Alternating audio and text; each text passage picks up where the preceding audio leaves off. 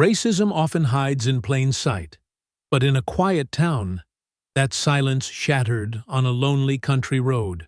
What began as a gang's attempt to intimidate Maya Ellis ended with her tied to a tree, left to die, as a warning. One call later, everything changed. None of the Red Creek Reapers who circled her could have known that the woman they tried to break was bound to a man forged in war. Caleb Ellis, a Delta Force veteran, carried more than combat scars. He carried resolve, proof, and a community ready to rise. Before we go any further, comment where in the world you are watching from, and make sure to subscribe, because tomorrow's story is one you don't want to miss. The afternoon sun filtered through the windshield as Maya Ellis drove home from her shift at the VA hospital. Her mind wandered to the elderly veteran she'd helped comfort during his final moments that morning. Even after years of hospice nursing, these moments still touched her deeply. The two-lane country road stretched ahead, bordered by dense woods on both sides. Through the shimmer of heat rising from the asphalt, she spotted a pickup truck pulled over, its hood propped open. Steam billowed from the engine compartment. Maya's hands tightened on the steering wheel as she slowed down. As a nurse, helping others was second nature to her. Could be someone's grandfather out here in this heat, she murmured to herself, checking her rearview mirror before pulling onto the gravel shoulder about 20 feet behind the truck. Maya grabbed her phone from her purse and slipped it into her scrub pocket. The crunch of gravel under her sensible white nursing shoes seemed too loud in the quiet afternoon. "Hello?" she called out, keeping her distance. "Do you need any help?" No answer came from the front of the truck. Maya took a few more cautious steps forward, the hair on the back of her neck standing up. Something felt wrong. The steam she'd seen wasn't steam at all. It was dust settling from the truck's arrival. Before she could retreat, 3 men in leather vests emerged from behind the truck. The patches on their backs displayed the skull logo of the Red Creek Reapers. Maya's heart jumped into her throat as 2 more appeared from the tree line behind her. "Well, well," one of them sneered, revealing tobacco-stained teeth. "Look who stopped to help." He spat on the ground near her feet. Maya backed away, her hands raised. "I don't want any trouble. I'm just going to leave." "You people always think you can just come and go as you please," another one growled, stepping closer. The hatred in his eyes made her stomach turn. A car approached, slowing as it passed. Maya caught the driver's eye, silently pleading for help. The woman behind the wheel quickly looked away and accelerated past them. "Nobody's going to help you here," the first man said, closing the distance. The others circled around her, cutting off any escape route. Rough hands grabbed her arms. Maya struggled, but they were too strong. "Let me go," she shouted, hoping another car would pass. One of them punched her in the stomach, driving the air from her lungs. They dragged her toward the woods, her feet scraping against rocks and fallen branches. The trees closed around them, filtering the sunlight into dappled shadows. Maya fought to breathe through the pain as they pushed her forward. "This'll teach you to know your place," one of them snarled, shoving her against a massive sycamore tree. The pale bark scraped against her cheek as they pulled her arms behind her. Coarse rope bit into her wrists as they bound her to the tree. The rough fibers dug into her skin as they wrapped it around her torso, securing her so tightly she could barely expand her chest to breathe. "Please," Maya gasped, trying to maintain her dignity despite her terror. "I'm a nurse. I help people. I've probably cared for some of your family members." One of them slapped her hard across the face. "Shut your mouth!" Through tear-blurred vision, Maya saw another car slow down on the road, then speed away. They took turns hitting her, careful to avoid her face. They wanted her to suffer, not show obvious signs of their attack. Maya bit her lip to keep from crying out, tasting blood. She wouldn't give them the satisfaction of hearing her scream. Between blows, Maya focused on the medical alert ring on her right hand. A gift from Caleb, that she'd initially thought was overprotective. Now it was her only hope. She pressed her thumb against the hidden button, praying it would work through the tree cover. "This is what happens when you forget your place," one of them taunted, grabbing her chin roughly. "Maybe a few days out here will remind you." Maya stared back at him, refusing to look away despite her fear. She could feel blood trickling down her wrists, where the rope had rubbed them raw. The afternoon sun filtering through the leaves seemed to mock the brutality happening beneath it. "Let's go," their leader ordered. "Let her think about her mistakes for a while." He leaned in close to Maya's face. "Nobody's going to look for you out here. And if they do—" He left the threat hanging in the air. Maya listened to their laughter fade as they walked away, the sound of motorcycles starting up in the distance. She tested the ropes, but they were tied expertly tight. Each movement sent fresh waves of pain through her battered body. Alone in the woods, Maya forced herself to stay calm, to control her breathing, despite the ropes constricting her chest. She thought of Caleb, praying her signal had gotten through. The sunlight continued its slow dance through the leaves above, marking the passage of time as she waited, hurting and hoping. The cicadas droned in the afternoon heat as Maya whispered prayers through cracked lips. Her throat was dry, and every breath pulled against the ropes, crushing her chest. Sweat mixed with blood trickled down her back, making the rough bark of the sycamore tree stick to her scrubs. "Our Father, who art in heaven." She focused on each word, using them to stay conscious. The sunlight pierced through gaps in the leaves above, creating shifting patterns that made her dizzy. Her shoulders screamed from being wrenched behind the tree for so long. 20 miles away, Caleb Ellis was methodically cleaning his gear at the kitchen table when his phone buzzed with an alert. His hands froze over the disassembled pieces as he saw the emergency signal from Maya's ring. The GPS coordinates flashed on his screen, showing a location deep in the logging roads. Without hesitation, he grabbed his go-bag and medical kit. The screen door slammed behind him as he sprinted to his truck. The engine roared to life, tires spitting gravel as he accelerated onto the main road. His mind ran through scenarios, but his breathing remained steady, controlled. Years of Delta Force training had taught him to channel fear into focus. He found the turnoff to the logging road easily enough. Recent tire tracks marked the dirt, motorcycle treads, and a pickup. Caleb's eyes narrowed as he noted their depth and pattern. Multiple bikes had come through, probably 5 or 6, plus a truck used as a blocker. The truck sat empty by the roadside, hood still up. Caleb parked behind it, quickly checking the engine compartment. Cold. This had been a trap, set up long before Maya drove past. His jaw clenched as he spotted drops of blood on the gravel. Following the drag marks into the woods, Caleb moved silently, despite his size. Each step was precise, avoiding twigs and loose stones. The thickness of the forest couldn't hide the signs: broken branches, disturbed leaves, more blood drops leading deeper in. He heard Maya before he saw her. The quiet sound of prayer carried through the trees.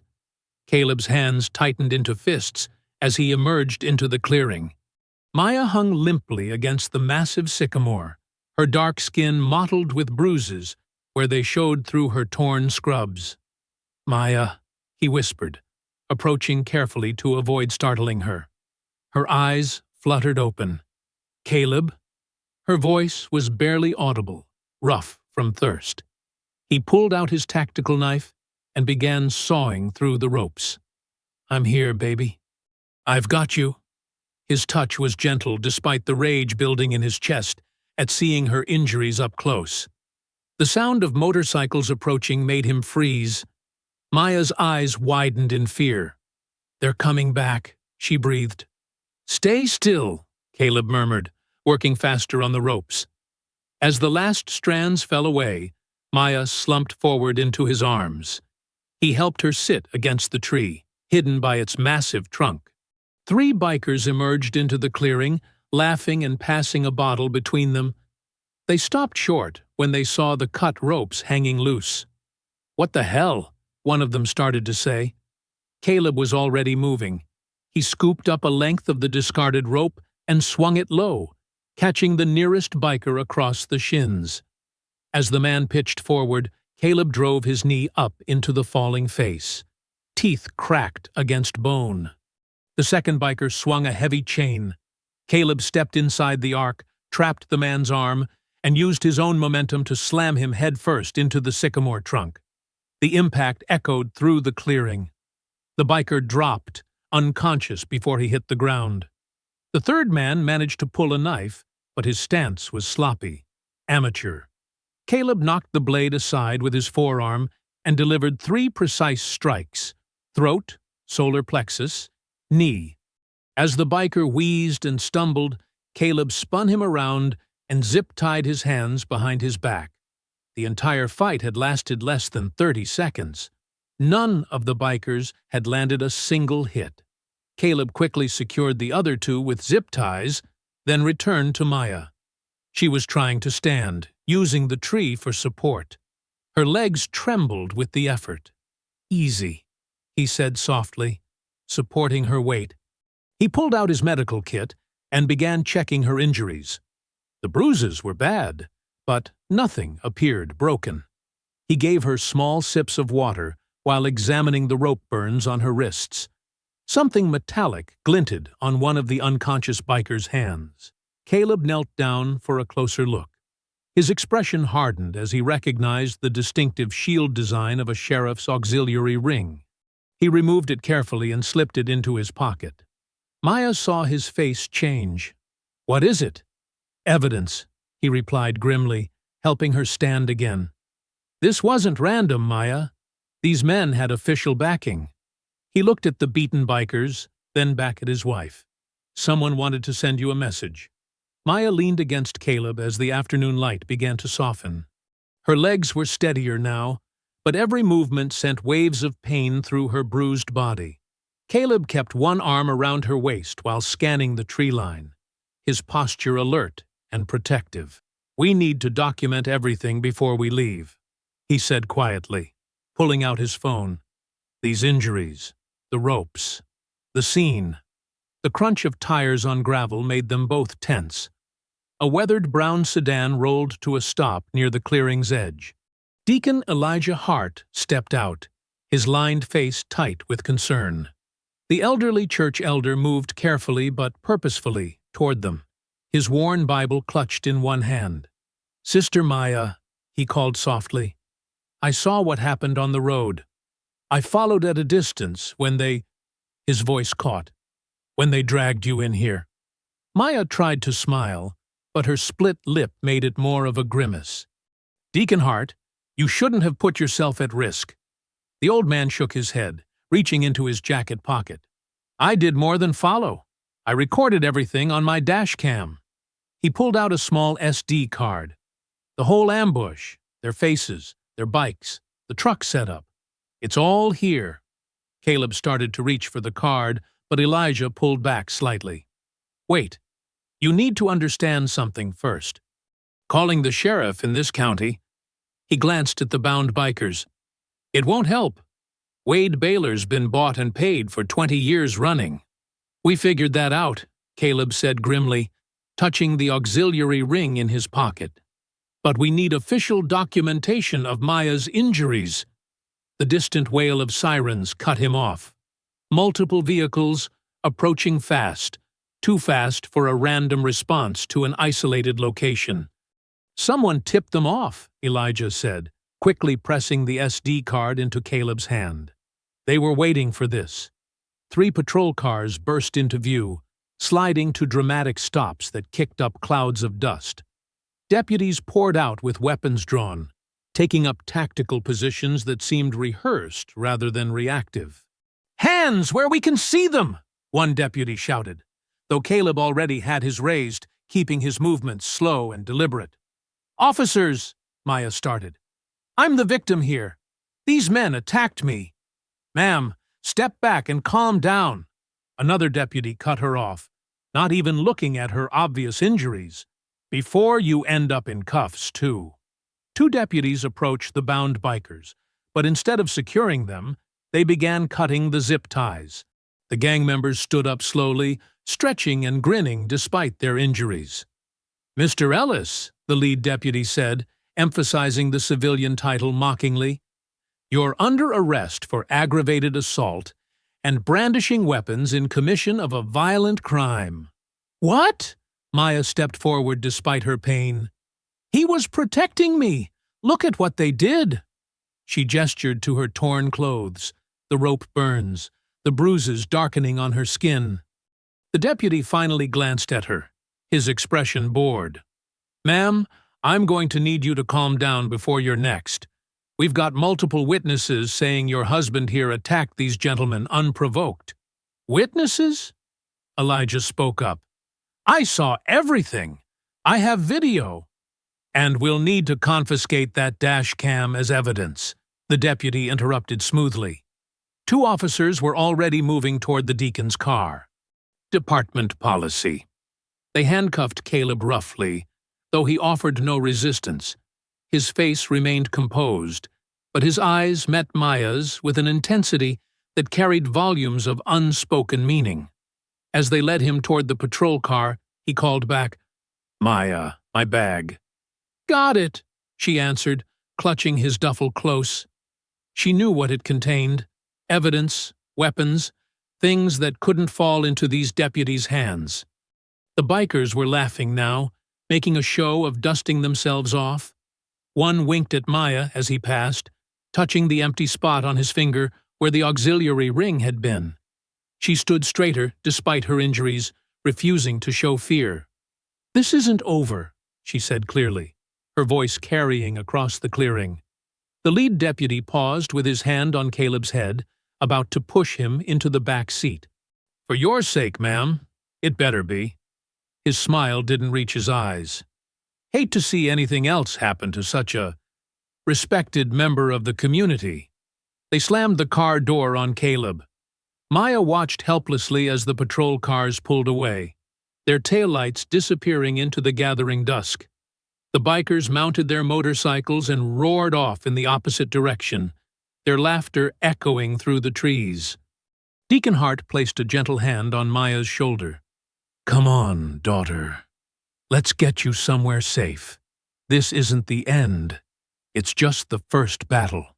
Maya nodded, still clutching Caleb's bag. She could feel the sheriff's auxiliary ring in her pocket, where Caleb had slipped it to her during their embrace. Evidence, proof, the beginning of justice, not the end of it. Maya jerked awake on her living room couch, every muscle screaming in protest. Morning sunlight streamed through the windows, catching dust motes in its beam. She'd refused the hospital last night, letting Deacon Hart's wife clean and bandage her wounds instead. The TV droned quietly in the background, left on from the night before. In local news, authorities are investigating a roadside incident involving a dangerous former military operative. The news anchor's voice made Maya sit up straight, despite her pain. On screen, they showed Caleb's service photo next to footage of police cars at the scene.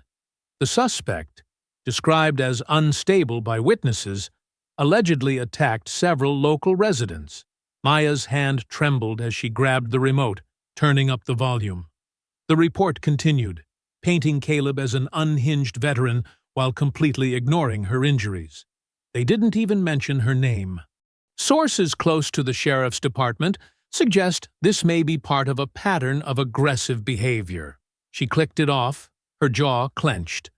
Carefully, she made her way to the bathroom mirror. Purple bruises bloomed across her cheekbone. Rope burns circled her wrists, raw and red. She lifted her shirt. More bruises mapped the gang's brutality across her ribs and back. Maya picked up her phone and began documenting everything. Every mark, every scrape, every bruise. The morning light was perfect for capturing the truth they wanted to bury. 2 hours later, She walked up the courthouse steps beside Deacon Hart. Her business suit covered most of the damage, but she'd deliberately left her facial bruises visible. Let them see what they'd done. The arraignment courtroom was already half full. Maya recognized several church members who'd come to support them, but also noticed the sidelong glances and whispered conversations from others. News traveled fast in Red Creek. Sheriff Wade Baylor stood near the front, holding court with a cluster of local business owners. His belly laugh carried across the room as he clapped someone's shoulder. When he spotted Maya, his smile widened. "Mrs. Ellis," he called out, tipping his hat. "Terrible business. Just terrible. Rest assured we're getting to the bottom of this unfortunate situation." Before Maya could respond, the side door opened. 2 deputies led Caleb in, still wearing yesterday's clothes. He walked with military bearing despite the handcuffs, scanning the room until he found Maya. The relief in his eyes when he saw her standing tall made her throat tight. Baylor stepped closer to Caleb, speaking just loud enough for those nearby to hear. "You know, soldier, I've seen your type before. Think your training makes you untouchable." He adjusted his badge with practiced casualness. "But soldiers don't win wars against sheriffs, not in their own county." Caleb said nothing, but Maya saw the muscle tick in his jaw. A tall man in a state trooper uniform watched the exchange with narrowed eyes from the back of the room. The arraignment proceeded quickly. The charges were read: assault, weapons violations, disturbing the peace. No mention of Maya's attack. The public defender assigned to Caleb looked bored as he entered the not guilty plea. "Your Honor," a new voice called from the gallery. The state trooper Maya had noticed earlier stepped forward. "Sergeant Tommy Neal, State Police. I'd like to verify the defendant's service record and offer to stand bond." The judge peered over his glasses. "Rather unusual, Sergeant." "Yes, sir. But as a fellow serviceman, I feel obligated to ensure proper procedure is followed." Neal's emphasis on proper procedure made Baylor's smile flicker slightly. While the paperwork was being processed, a woman with a reporter's notebook slid into the seat beside Maya. "Anya Ruiz, investigative journalist," she whispered. "Those bruises tell a different story than what's in the police report. Want to talk?" Maya studied her carefully. "You're not from the local paper." "Regional Bureau. I specialize in stories people want buried." Anya's dark eyes were sharp and assured. "And something here stinks all the way to the state capitol."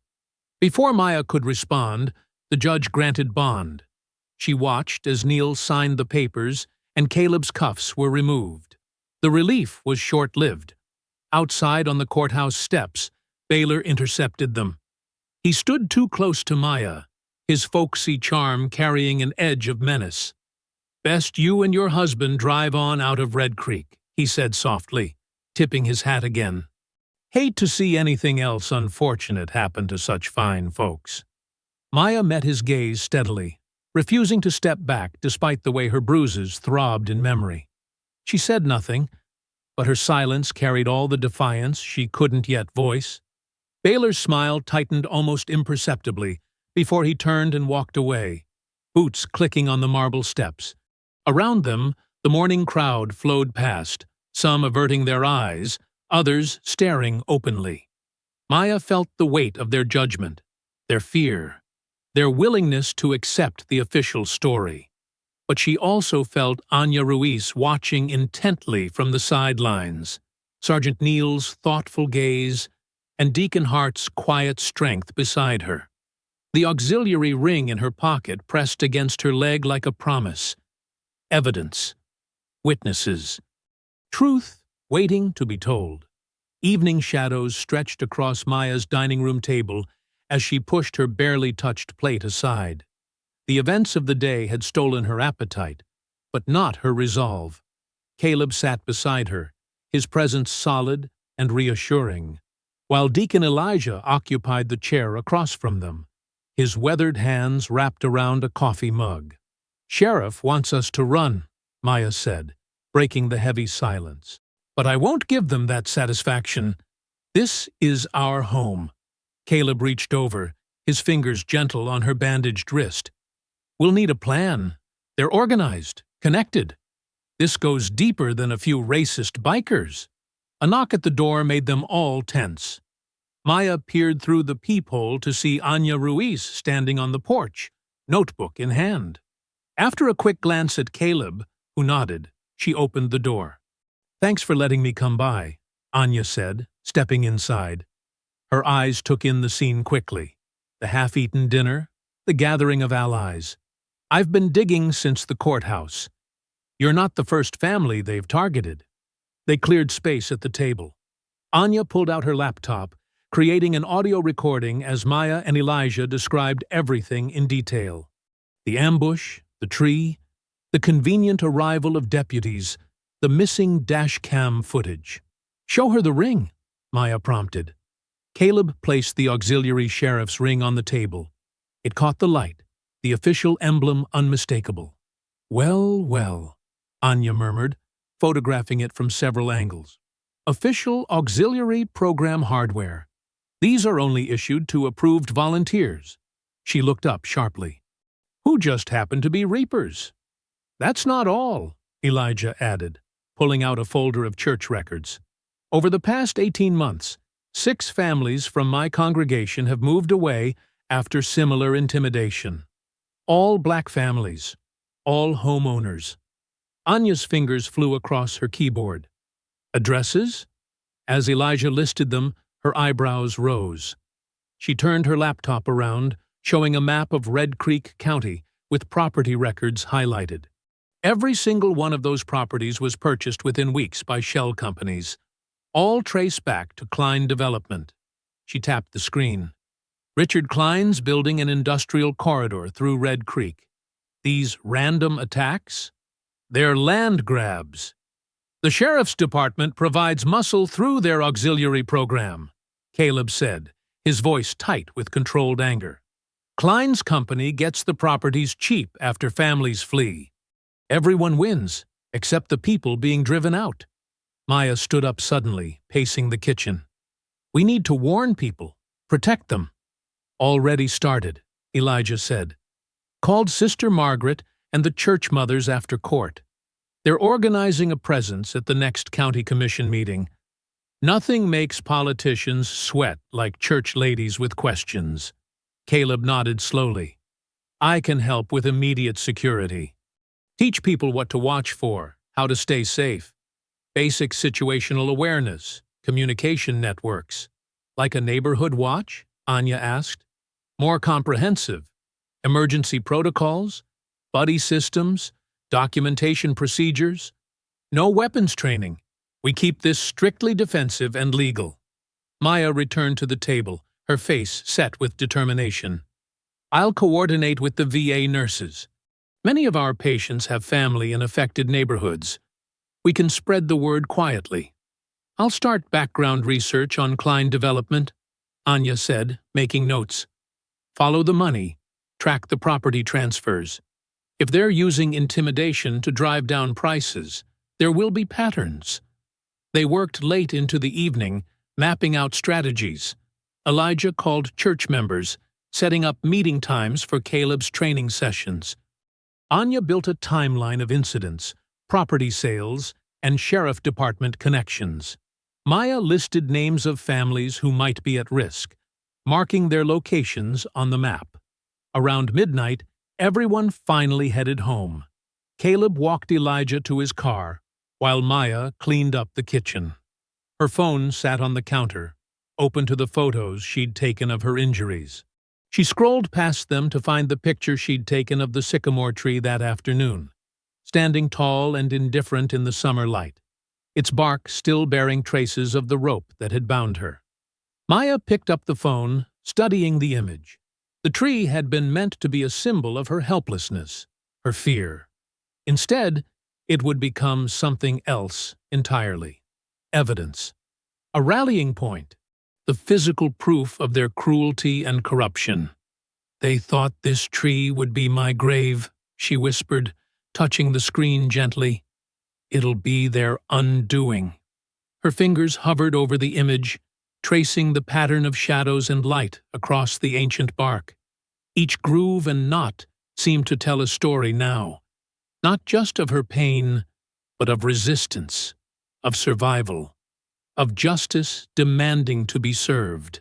The sycamore stood as a witness, its branches reaching toward a sky that had watched everything unfold beneath them.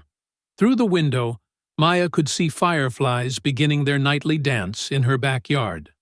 The summer evening hummed with cicadas and distant traffic, ordinary sounds that felt precious after everything. She heard Caleb's footsteps returning up the porch steps, solid and reassuring.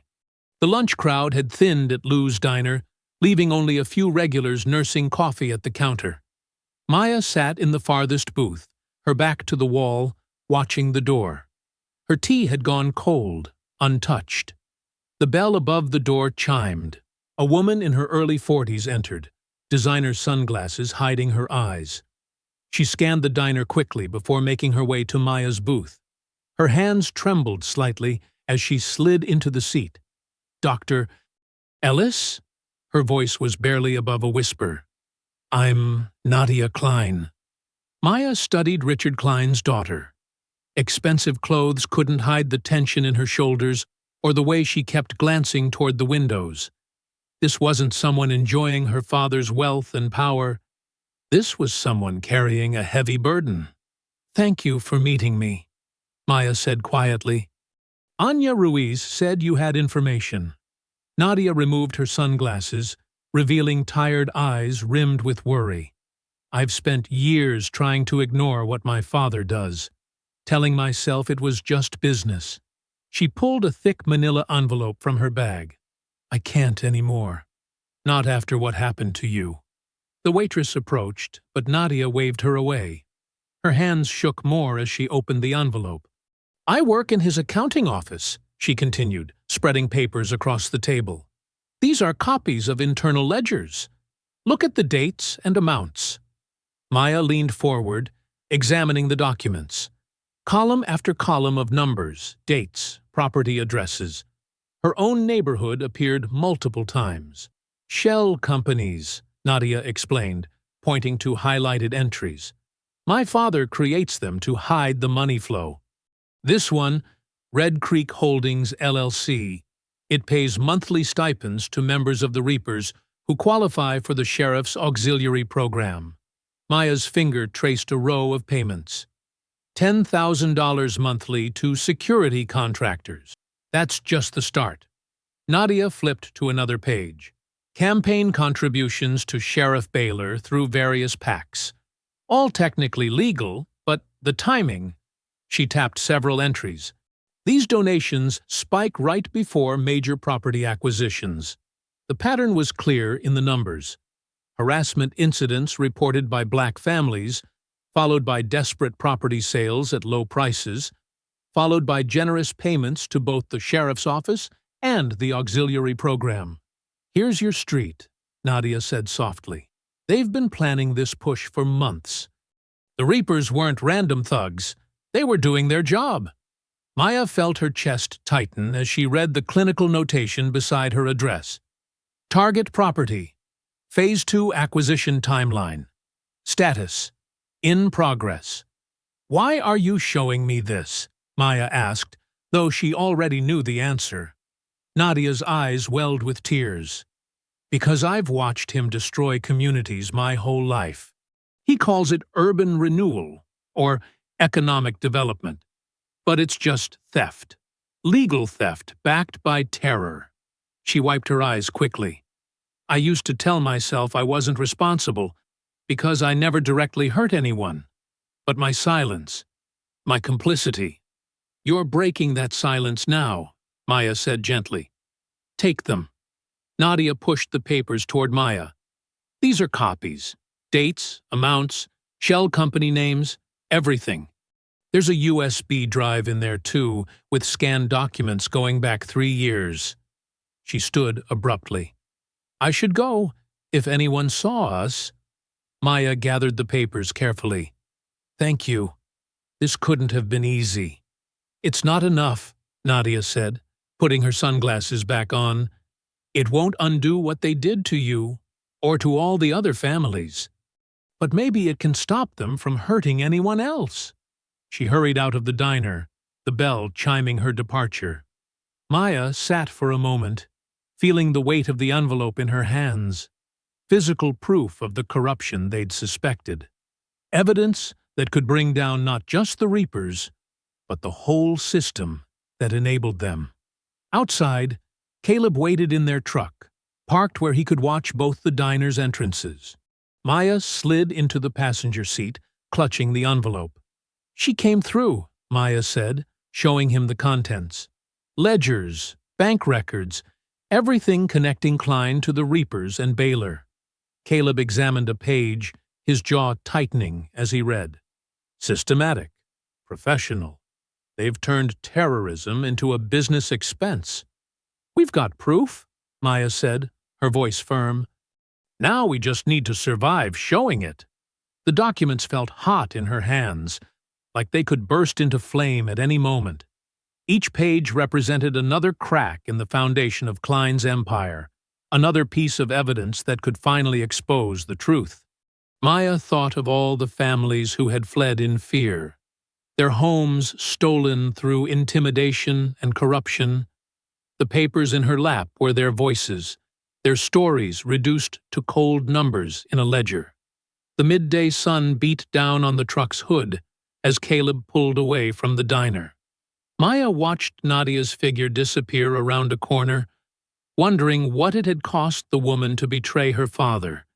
Sometimes courage came in unexpected forms, not just in fighting back, but in simply refusing to remain silent any longer.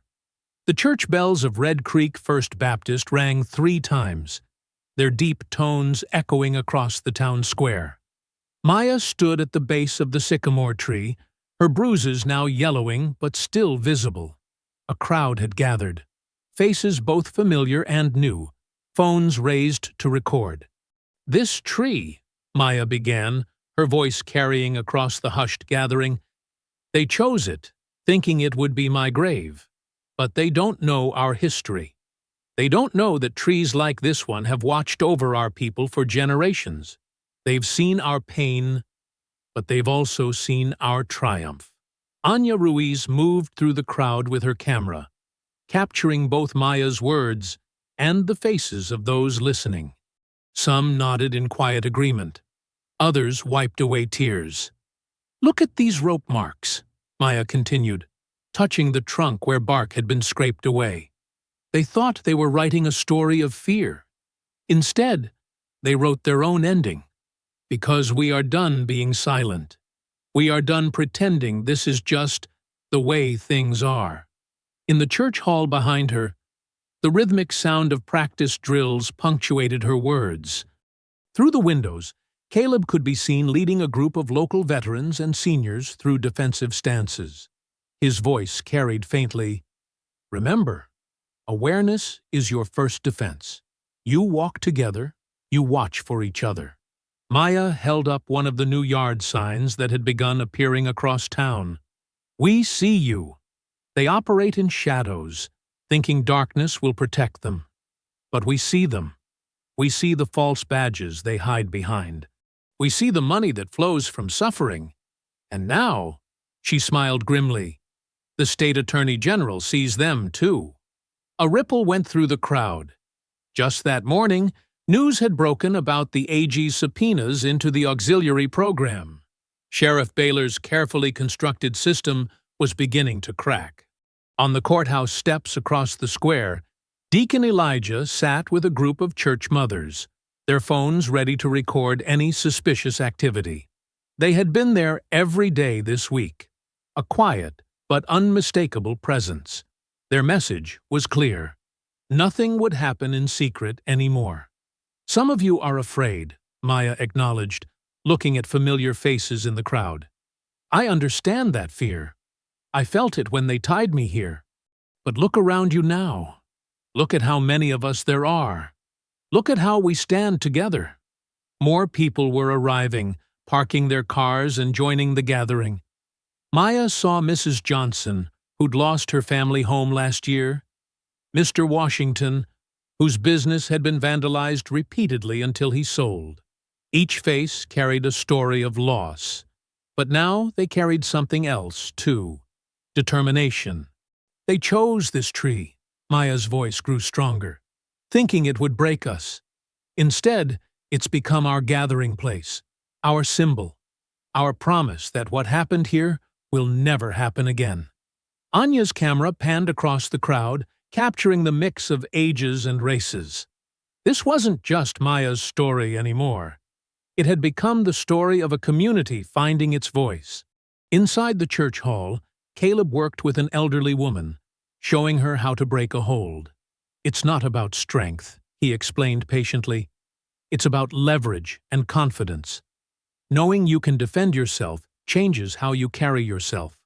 The afternoon sun filtered through the trees, casting dappled shadows across the gathering. More signs appeared in the crowd. "We see you. We stand together. No more silence." As the formal gathering dispersed, small groups lingered, talking in low voices, sharing stories they'd kept quiet for too long. Maya watched as neighbors exchanged numbers, made plans, organized watch schedules. The fear that had isolated them was being replaced by something stronger: solidarity. The sun was setting when Maya finally sat down on the church steps beside Caleb. He handed her a sandwich wrapped in wax paper.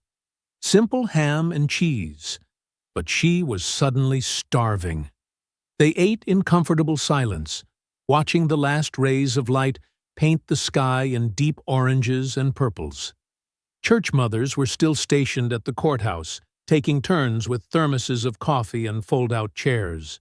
A few veterans practiced their defensive moves on the lawn. Anya sat in her car, typing furiously on her laptop, preparing her latest story. Maya took another bite of her sandwich, feeling the evening breeze cool against her skin. The sycamore's leaves rustled softly in the distance. She turned to Caleb, a small smile playing at her lips. "For the first time," she said quietly, "I feel them shaking." The digital clock on Maya's nightstand blinked, 11:42 p.m. She lay in bed beside Caleb, both still dressed, too wired to properly sleep after the day's events. The ceiling fan spun lazily overhead, its soft whirring mixing with the chorus of crickets outside. "You did good today," Caleb said, his hand finding hers in the darkness. "The way you spoke at that tree. You gave people courage." Maya squeezed his hand, remembering the faces in the crowd. They've always had courage. They just needed to see they weren't alone. The sharp ring of Maya's phone shattered the quiet. The caller ID showed Sister Jenkins, one of the church mothers. "Maya!" The woman's voice was frantic. "The church! They've set fire to the church!" Maya bolted upright. "We're coming! Call 911!" They rushed to their truck, tires squealing as Caleb accelerated down their street. 2 blocks away, an orange glow already lit up the night sky. The acrid smell of smoke filled their nostrils as they approached First Baptist. The church hall, where just hours ago they'd been training and organizing, was engulfed in flames. Windows had been shattered, and thick black smoke poured out. A small crowd of neighbors gathered, many in pajamas and robes, watching in horror. "Deacon Elijah was inside," someone shouted. "He was working late on tomorrow's sermon." Caleb sprinted toward the building, Maya close behind. They found a side door, smoke billowing out. Through the haze, they heard coughing. "Elijah!" Caleb called out, pulling his shirt over his nose. "Follow my voice." A figure stumbled through the smoke. Deacon Elijah, doubled over and wheezing. Caleb and Maya caught him as he emerged, helping him away from the burning building. His face was smudged with soot, his white hair singed at the edges. Sirens wailed in the distance as fire trucks approached. Mrs. Washington, who lived across from the church, rushed over, wringing her hands. "I saw them!" she cried. 3 motorcycles just before the explosion. They threw something through the windows and roared off. Anya Ruiz appeared with her camera, documenting everything. She moved carefully around the periphery of the fire, her lens catching details others might miss. Near a broken window, she photographed melted plastic jugs, the remnants of accelerant used to start the blaze. The fire department arrived, hoses deployed quickly. Water arced through the night air, steam rising where it met flames. An ambulance pulled up, paramedics rushing to check on Deacon Elijah. Sheriff Baylor's cruiser rolled up last, taking his time stepping out. He made a show of surveying the scene, shaking his head in mock concern. "Terrible business," he announced loudly to the gathered crowd. "Must be those outside agitators we've been warning about. All this protest activity was bound to attract troublemakers." Maya watched his performance, rage building in her chest. The same man who'd organized her attack now stood here, using this violence to further his lies. The paramedics had Elijah on a stretcher, fitting him with an oxygen mask. His eyes were red and watering, but he gripped Maya's hand as they passed. "The filing cabinet," he wheezed. "In my office. They knew." Maya's eyes widened slightly. The cabinet had held copies of testimonies from families who'd been forced out, documentation they'd been gathering. Now it was surely ash. Caleb examined the broken windows with a soldier's eye. The pattern of the break, the placement of the accelerant. This wasn't random vandalism. This was tactical, meant to destroy specific things and send a message. Anya sidled up to them, speaking in a low voice. "I got clear photos of the jugs. Same type sold at the hardware store where the Reapers fuel up. And the burn pattern suggests they knew exactly which rooms to target." More neighbors arrived, many holding up phones, recording everything. The sheriff's smirk faltered slightly at the sight of all those cameras. He couldn't control this narrative as easily anymore. The paramedics finished securing Elijah for transport. Maya's fingers were still clenched into fists, her nails cutting into her palms. The heat of the fire painted everyone's faces in flickering orange light, casting dancing shadows across the church lawn where they'd stood in hope just hours before. Sheriff Baylor strolled over to where Caleb stood, making sure no one else was within earshot. His folksy mask dropped for a moment, revealing the snake beneath. "Guess you should have left town when I said." The morning sun beat down on the courthouse steps as hundreds of people filled the square. Their signs bobbed like a sea of protest. "Justice for Red Creek. Stop the corruption. We see you." The crowd's energy crackled with determination despite the previous night's violence. Maya stood at the top of the steps beside Anya Ruiz, who was setting up her camera. Church mothers formed a protective circle around them, their Sunday best a sharp contrast to the deputies lurking at the edges of the crowd. Caleb positioned himself nearby, scanning faces with military precision. "They burned our church to silence us," Maya said, reviewing her notes. Her hands trembled slightly, but her voice was steady. "They don't know how loud truth can be." Sister Jenkins adjusted Maya's microphone, squeezing her shoulder. The crowd's chanting grew stronger. "Red Creek Justice! Red Creek Justice!" Deacon Elijah wasn't there, still in the hospital recovering from smoke inhalation. But his congregation had come out in force, mixing with veterans, families who'd been pushed out, and citizens fed up with corruption. Anya's camera light blinked red, ready to stream. Maya stepped forward, raising the microphone to speak. The crowd hushed, leaning in. But before she could utter a word, a wall of deputies emerged from the courthouse doors behind her. They moved with practiced coordination, clearly waiting for this moment. Sheriff Baylor appeared at their center, his badge gleaming. "Caleb Ellis!" Baylor's voice boomed through a bullhorn. "You're under arrest for domestic terrorism and arson." The crowd erupted in shocked protests. Maya spun around as deputies swarmed toward Caleb.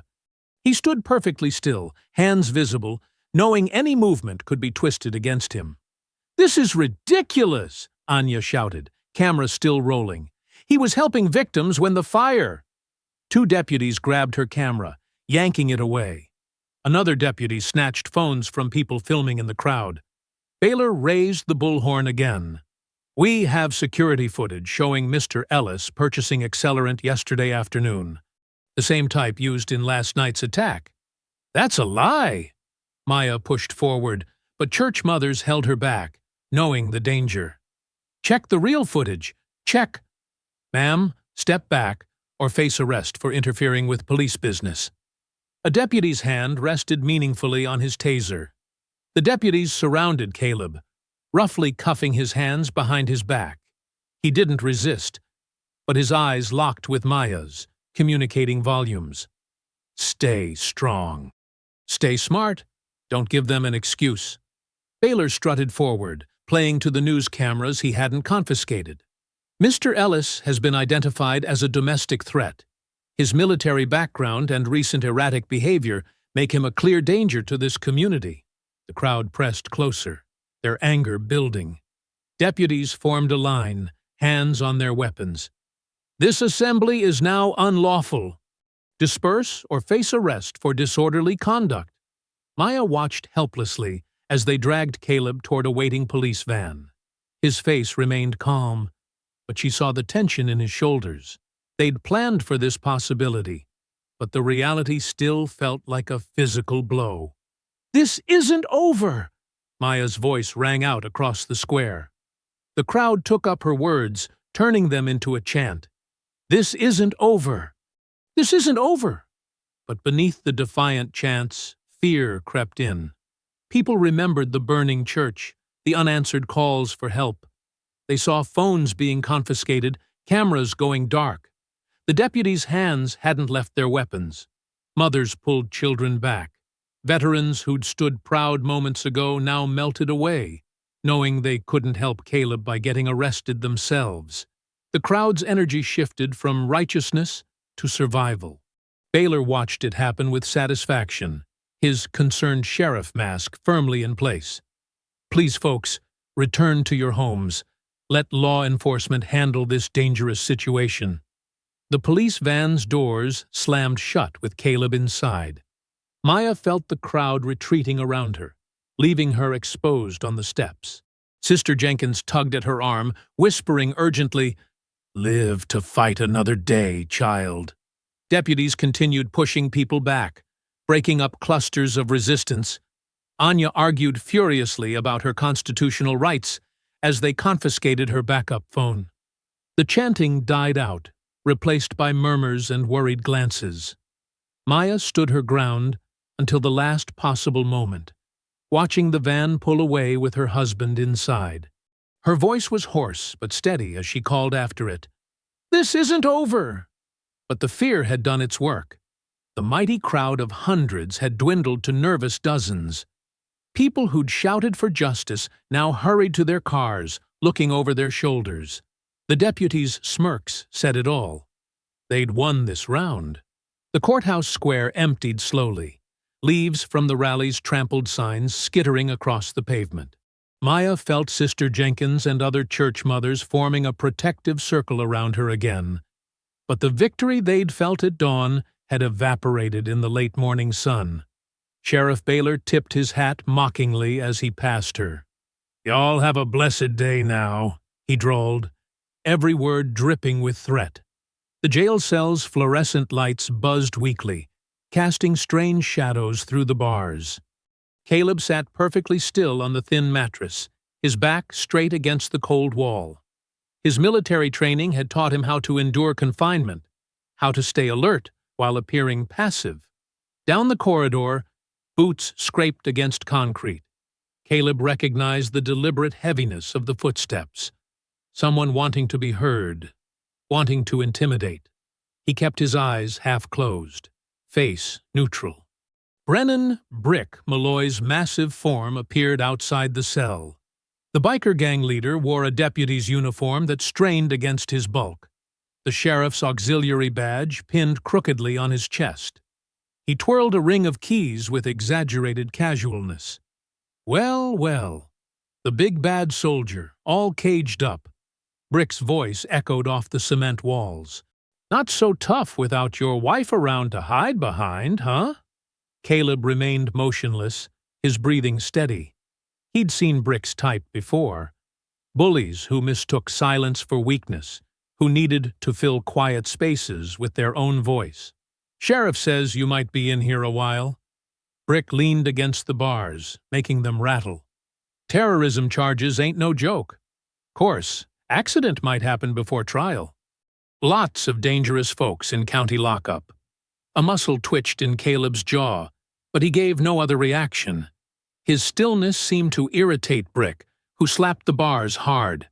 Hey, I'm talking to you, soldier boy. I hear you, Caleb said softly, not moving. Brick spat on the floor. Yeah? Well, hear this. While you're sitting pretty in here, we're cleaning house. All them papers your nosy wife's been collecting? Those hard drives from the church?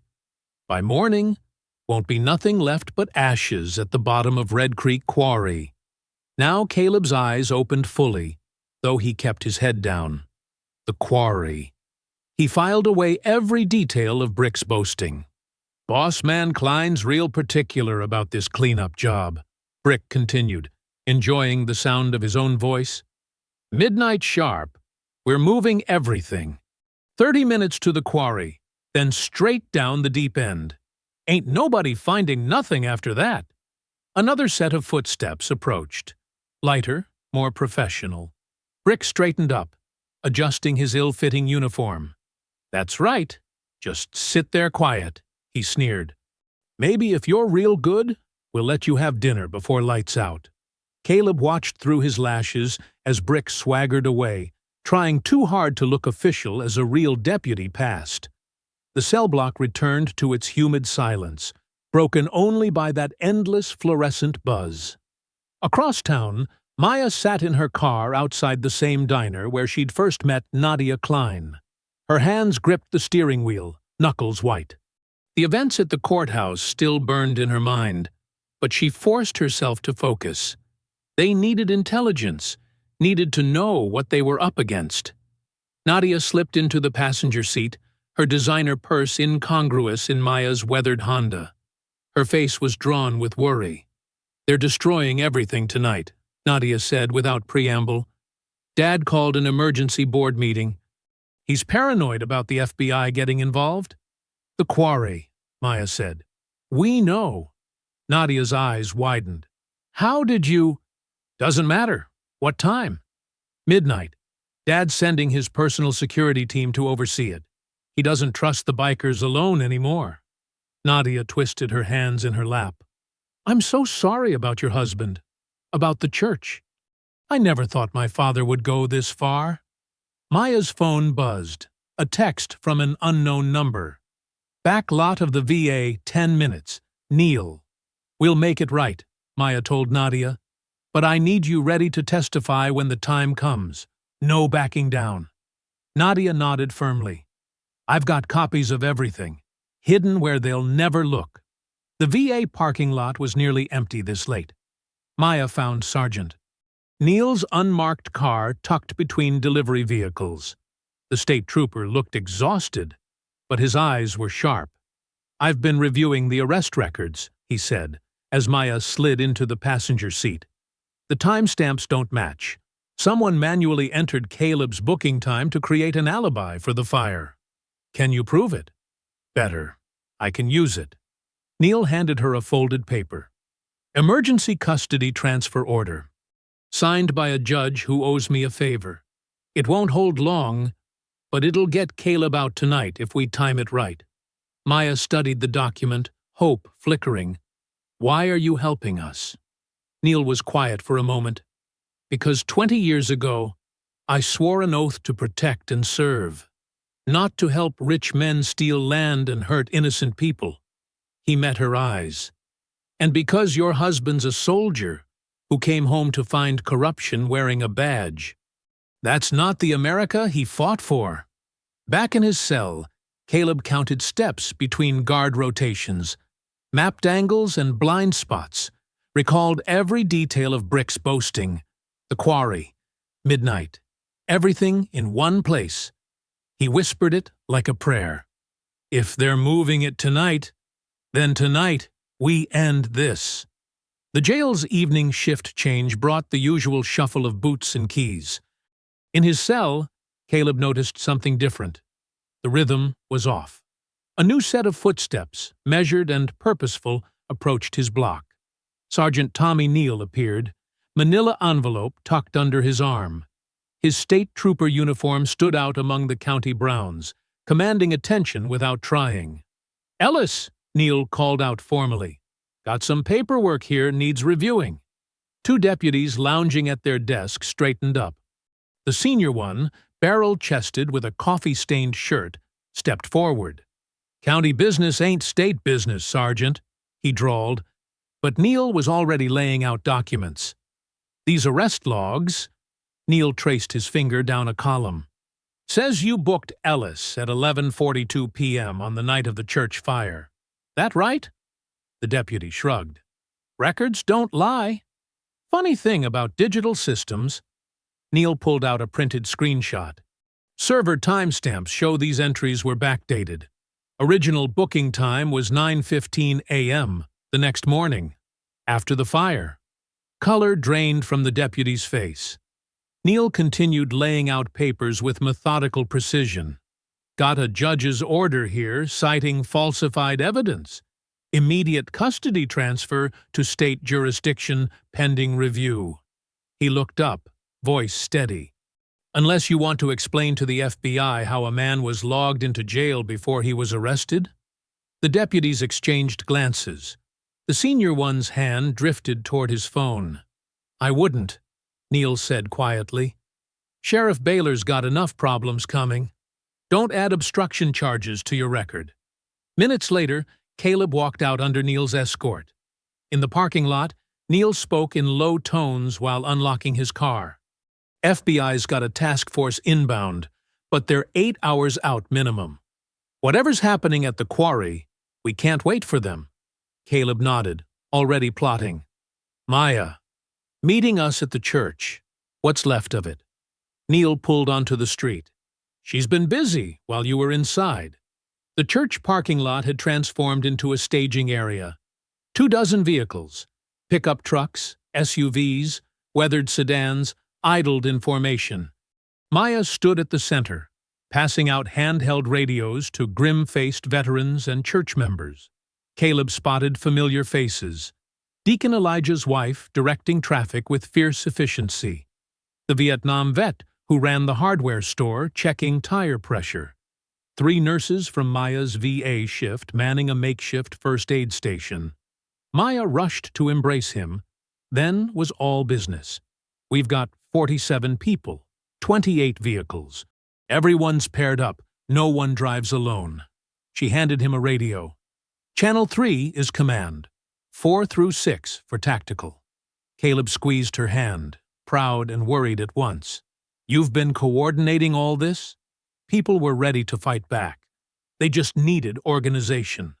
Maya's eyes were steel. "Nadia confirmed they're moving everything to the quarry tonight.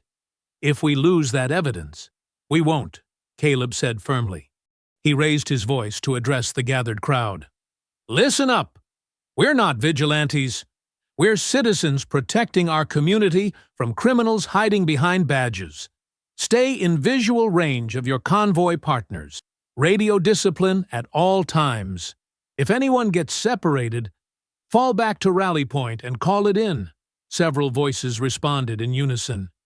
They'd been drilling. Neal pulled Caleb aside. "I'll lead the first group through my usual patrol route. Less chance of getting spotted. You take rear guard?" Caleb nodded, already noting defensive positions. Maya joined them, spreading out a local map marked with highlighter. 3 approaches to the quarry, she pointed. Main road here, service entrance here, logging trail loops behind. The church mothers are watching police bands. Any emergency calls? They'll flood dispatch with false reports on the other side of the county. Vehicle doors slammed as people took their positions. Headlights flicked on one by one, forming a chain of yellow eyes in the darkness. Caleb saw determination in every face. Not just anger, but the quiet resolve of people who'd finally had enough. Maya squeezed his hand one more time before heading to her car. "Ready?" Caleb thought of Brick's smirking face, of Maya tied to that tree, of all the families driven from their homes. "Ready." Neil's cruiser pulled out first, lights off, leading 2 SUVs. The next group followed 30 seconds later. Maya's sedan took position in the middle convoy, bookended by pickup trucks. Caleb brought up the rear in a borrowed Jeep, watching for followers. The long line of vehicles moved like a serpent through back roads and county lanes. Headlights traced the curves ahead, each driver keeping precise distance from the next. Radio clicks marked their progress in code. All clear. Turn ahead. Slow down. Through his windshield, Caleb watched the convoy's taillights stretch into the distance. The quarry waited somewhere in the darkness ahead. His hands were steady on the wheel, combat calm settling over him. One way or another, this ended tonight. The dirt roads kicked up dust that hung in their wake like a shield. Every few minutes, a radio would crackle with position checks, voices clipped and professional. Maya's voice cut through occasionally, directing changes in formation as they navigated tricky turns. The convoy snaked onward through the night, each vehicle a link in a chain of justice, long delayed but finally in motion. The quarry grew closer with each passing mile. Here's the next scene in roughly 1,000 words. The moonlight painted the quarry walls silver, casting long shadows across the excavated stone terraces. Through his binoculars, Caleb watched a line of reapers loading crates into a white box truck. Sheriff Baylor paced nearby, checking his phone repeatedly, while a thin man in an expensive suit, Klein's fixer, directed the operation. "Convoy in position," Maya's voice whispered through the radio. "All units holding." Caleb surveyed the quarry layout. The truck sat on the lowest level, near murky water that collected in the pit. Metal stairs zigzagged up the rock face. Bikers moved between levels, some carrying folders, others lugging hard drives and document boxes. "Target confirmed," Caleb responded. "Phase 1. Go." 2 veterans slipped from their hiding spots, crawling beneath parked motorcycles. They worked silently, cutting brake lines and fuel hoses. Others moved through shadows, disabling bikes one by one. Caleb watched Brick Malloy swagger across the quarry floor, shoving younger reapers who weren't moving fast enough. The gang leader's chain swung from his belt, catching moonlight. "South team ready," came another whisper through the radio. "East in position." "North team set." Caleb keyed his mic. "Execute." Flashlights suddenly blazed from 3 directions, flooding the quarry with harsh light. The reapers froze, momentarily blind. Caleb was already moving. He took the first biker from behind, arms snaking around the man's throat in a precise blood choke. The biker dropped without a sound. 2 more rushed him. Caleb stepped between them, letting their momentum carry them past. His elbow caught one in the temple while his boot swept the other's legs. "FBI! Don't move!" Maya's voice boomed from speakers, magnified to fill the quarry. "This operation is being recorded and live-streamed." A shotgun blast echoed off stone walls. Caleb rolled behind a boulder as pellets sparked against rock. He counted 3 seconds, then exploded forward as the biker reloaded. His hand clamped the shotgun barrel, twisting it away while his knee drove into the man's solar plexus.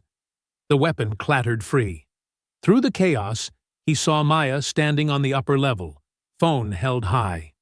Anya Ruiz's camera light added to the glare as she captured everything.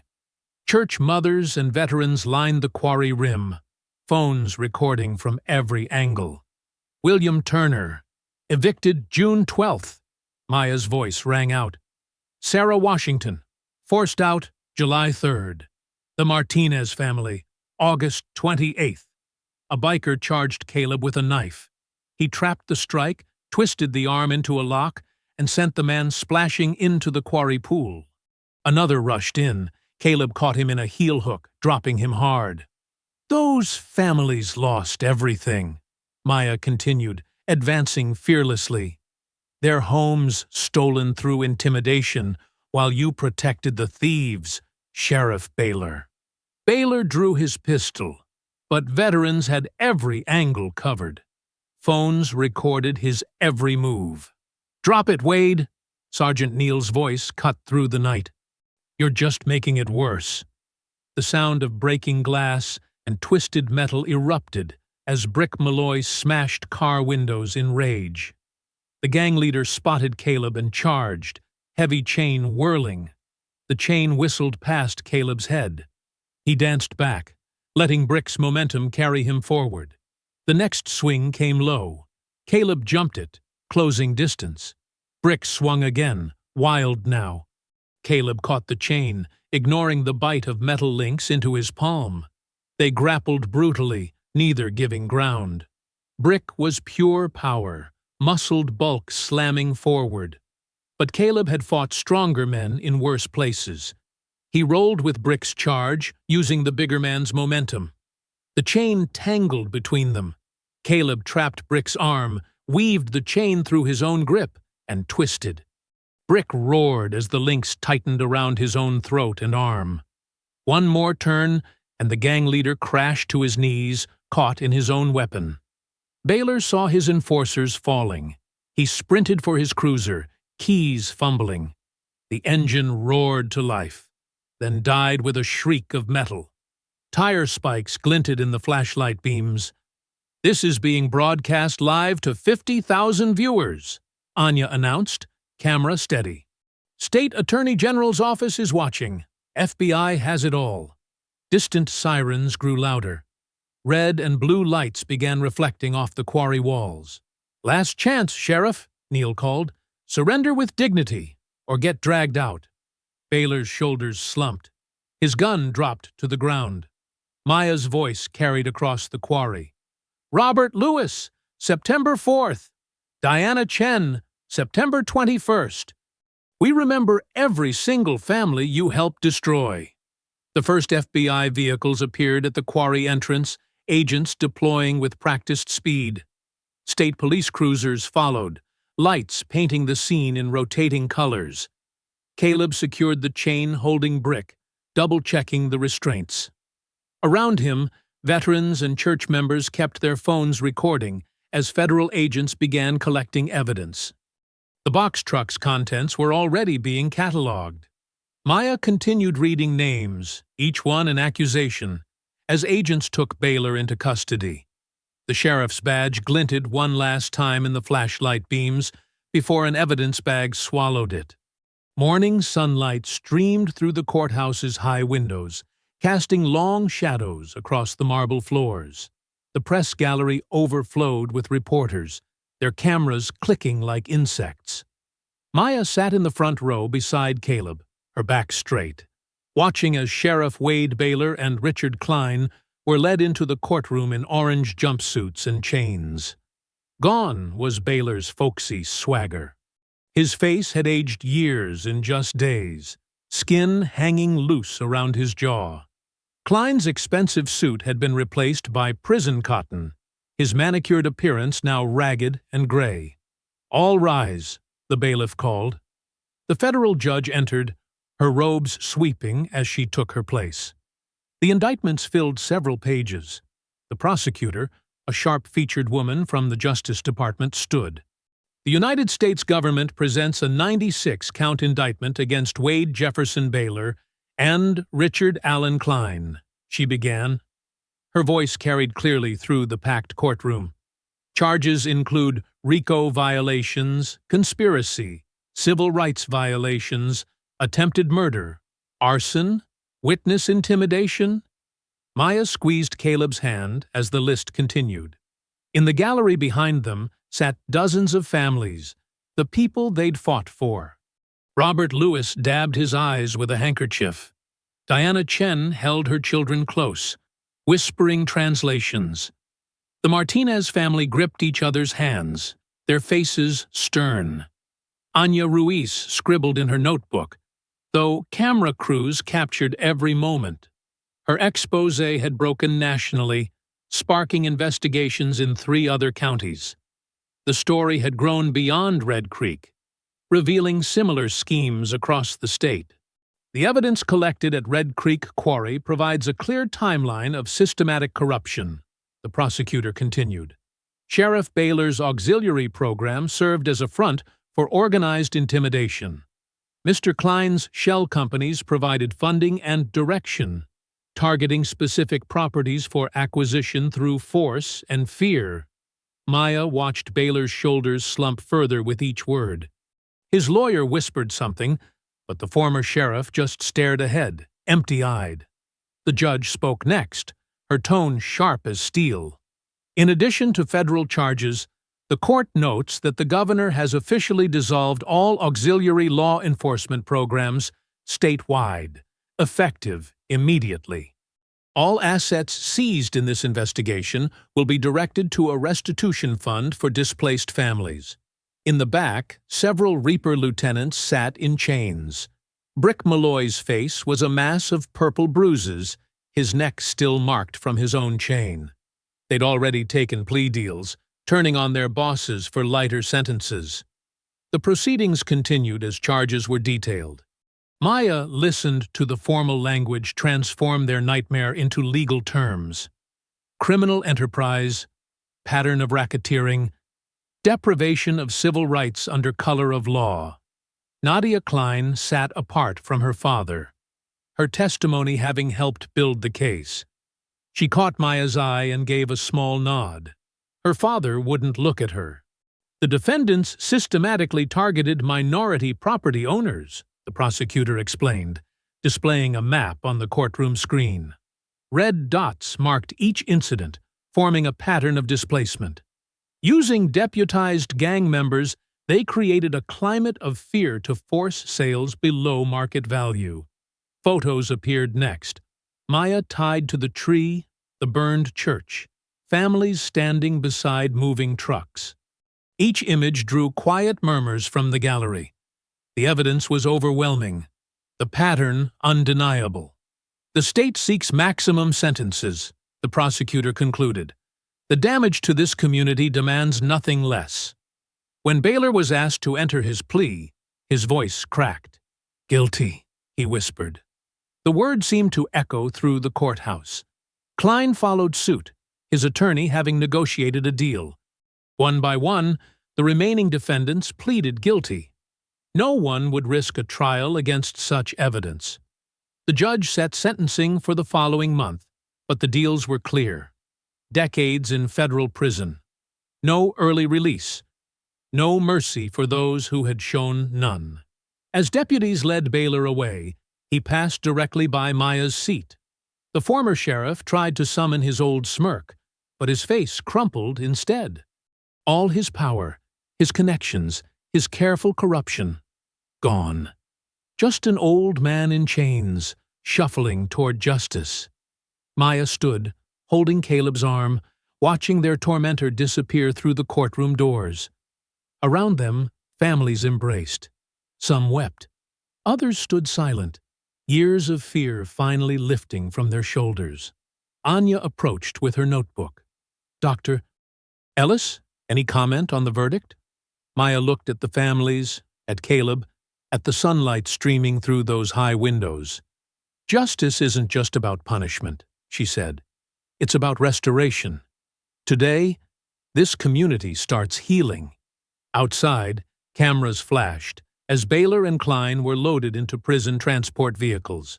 The morning sun was bright, the air crisp with autumn's approach. Maya watched the cars pull away, carrying with them the last shadows of fear that had darkened Red Creek for so long. Several months had passed since the courtroom victory. Winter's chill had given way to spring warmth, and the sycamore tree stood tall against a perfect blue sky. Around its base, Fresh landscaping transformed what had once been a site of terror into a place of peace. New benches circled the tree, and flowering bushes added splashes of color to Freedom Grove Memorial Park.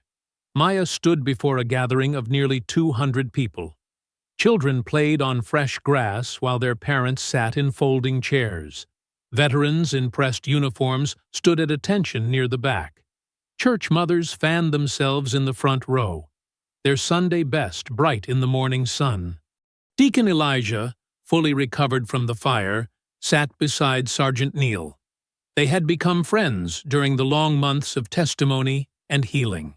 Anya Ruiz stood off to the side, her camera crew capturing the dedication for the evening news. Caleb worked quietly in the background, helping older folks find comfortable seats, making sure water was available for anyone who needed it. He moved with the same precise efficiency as always, but there was a softness to him now, a gentle pride as he watched his wife approach the podium. Maya wore a simple blue dress, her graying hair caught up in elegant twists. The bruises had long since faded, but she carried herself with new strength, her shoulders straight, her chin high. When she spoke, her voice carried across the grove with quiet authority. "Good morning," she began. "Looking out at all of you today, I see more than faces. I see courage. I see unity. I see the power of people who refused to look away." A murmur of agreement rippled through the crowd. Robert Lewis nodded firmly, his granddaughter perched on his knee. The Martinez family, now back in their original home thanks to the restitution fund, held hands in the third row. "This sycamore tree behind me has become a symbol," Maya continued. "The men who tied me here thought they were showing their power. Instead, they revealed their weakness. They thought fear could divide us. Instead, it united us." Several of the church mothers called out, "Amen." Their voices carried like music through the grove. "In the months since that day, we've seen real change," Maya said. "The auxiliary program that sheltered criminals has been disbanded statewide. Corrupt officials face justice. Families have returned home. But more importantly, we've learned to stand together." She gestured to the veterans, to the church groups, to the neighborhood watch members who had trained with Caleb. "We've learned that safety comes from community, not from looking the other way. We've learned that justice requires more than law enforcement. It requires engaged citizens who refuse to be silent." Children played near the tree's base, their laughter a counterpoint to Maya's words. They were too young to fully understand, but they would grow up knowing this story, knowing what their parents and grandparents had accomplished. "The men who attacked me chose this tree because it was hidden," Maya said, her voice growing stronger. "They thought nobody would see, nobody would care. But this tree now stands in the open, surrounded by light and life. The rope that bound me has been replaced by bonds of fellowship. The hatred they brought here has been overwhelmed by love." Deacon Elijah led a soft hallelujah that spread through the crowd. Even some of the veterans wiped at their eyes. "This place is now Freedom Grove," Maya continued, "not because we're free from threats or challenges, but because we've learned how to face them together. The tree they tied me to is now the tree that shelters our courage." As she spoke, community members began coming forward with flowers. Diana Chen carried roses. The Martinez children had picked wildflowers. Robert Lewis's granddaughter carefully placed a crown of daisies she had woven herself. The crowd began to sing, an old spiritual that spoke of triumph over hardship. The melody swelled, voices joining in harmony. Maya stepped back from the podium, accepting a gentle hug from Deacon Elijah. Caleb moved forward then, carrying a simple bronze plaque. He worked methodically, securing it to the stone base that had been prepared. His movements were precise but unhurried, each turn of the screws deliberate and final. Maya watched him work, remembering his fury that first day, his controlled violence when necessary, and now his quiet dedication to building something lasting. Around them, the singing continued, children's voices mixing with their elders. When Caleb finished, he stepped back, allowing everyone to see the words now fixed permanently beside the sycamore. Justice is the fruit of courage. The morning sun caught the bronze, making the letters shine. The tree's new leaves cast dappled shadows across the gathering, so different from the darkness of that first day. Where fear had been planted, something stronger had grown. Near the back, Anya quietly filmed as veterans stood at parade rest, as church mothers embraced their neighbors, as children played without fear in the shadow of a tree that had been transformed from a symbol of hatred to a monument of hope. The afternoon sun slanted through the trees, painting Freedom Grove in warm golden light. Maya and Caleb walked hand in hand along the winding path that circled the memorial. Their footsteps crunched softly on the fresh gravel as children's laughter echoed from the nearby playground. "Your morning class is getting bigger," Maya said, squeezing Caleb's hand. "Mrs. Johnson told me she's never felt stronger." Caleb nodded, a slight smile touching his lips. 82 years old and she's mastering wrist releases. Never too late to learn. They passed a group of teenagers practicing basic self-defense moves on the grassy area near the parking lot. The kids waved, and Caleb raised his free hand in acknowledgement. 3 times a week, he taught free classes here. Morning sessions for seniors, afternoon training for teens, and evening workshops for anyone who wanted to learn. "Remember when Tommy first came?" Maya asked, nodding toward a lanky 15-year-old demonstrating a proper stance to his younger sister. "Could barely look anyone in the eye." "Now he's teaching others," Caleb said. His voice carried the quiet pride of a mentor. "That's how we build strength. Pass it on." They reached the central plaza where the sycamore stood. New benches formed a circle around its base, and Maya settled onto one, patting the space beside her. Caleb sat, his movements still carrying that fluid grace that spoke of decades of training. "Had a new nurse at the VA today?" Maya said, watching leaves dance in the breeze. "Fresh out of school, scared of everything." "Reminded me of myself, way back when." "What did you tell her?" "That fear is natural, but it doesn't have to control you." Maya leaned against his shoulder, showed her how to ground herself, how to maintain calm when everything's chaos. Same lessons we learned here, just in a different setting. A group of elderly residents power-walked past, led by Mrs. Johnson herself. The woman's silver hair gleamed as she demonstrated the proper way to swing arms while walking. "Looking good, ladies," Maya called. They waved back, their faces bright with exercise and purpose. "The seniors' self-defense class was Robert Lewis's idea," Caleb said, watching them. "Said if he'd known basic moves years ago, maybe things would have been different for his neighborhood. And now his granddaughter's in the youth program," Maya added. "Breaking the cycle of fear." They sat quietly for a moment, watching the late afternoon light filter through the leaves. The sycamore's shadow stretched long across the plaza, but it was a protective presence now, not a threat. Birds had built nests in its higher branches, and squirrels chased each other around its trunk. "Got a call from Anya yesterday," Maya said. "The program's being adopted in 3 other counties." "They want us to consult," Caleb nodded thoughtfully. "Might be good to share what worked here. The mix of training and community support. Can't have one without the other." A teenage girl approached them hesitantly, holding a permission slip. "Mr. Ellis, my mom said I could join the afternoon class." Caleb took the paper, reviewing it with careful attention. "Welcome aboard, Sarah. We start with awareness basics tomorrow at 4. The girl beamed and hurried back to her waiting friends. Maya watched her go, remembering other young faces transformed by confidence and skill. Sometimes I think about that day, Maya said softly, how they never imagined their cruelty would lead to this. A whole community learning to protect each other.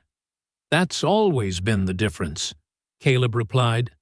They thought strength meant causing fear. We knew it meant ending it.